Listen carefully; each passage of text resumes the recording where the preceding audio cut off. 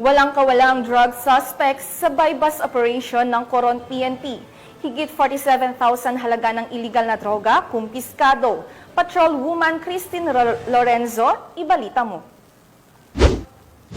Arestado ang dalawang individual sa ikinasang drug buy-bust operation ng mga operatiba ng Coron Municipal Police Station sa pangunguna ni Police Major Ervin Plando pasado alas 6 ng umaga nito lamang Oktubre taong kasalukuyan sa Barangay Guadalupe, Coron. Kinilala ang mga naarestong suspect sa alias na Ben, 52 anyos, Tubong Occidental, Mindoro at pansamantalang naninirahan sa nasabing lugar at isang alias Mitch, 25 anyos at residente ng nasabing barangay.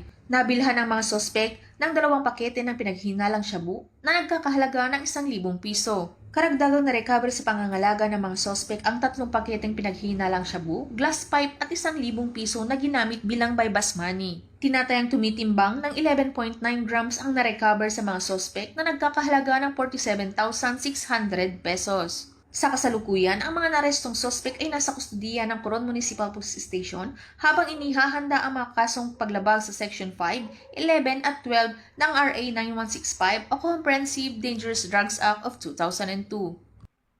Mula dito sa home of the Police Eco Warriors, Calapan City, Oriental, Mindoro, ako ang inyong PNN correspondent, Patrol Woman Christine Lorenzo, alagad ng batas, tagataguyod ng balitang pulis.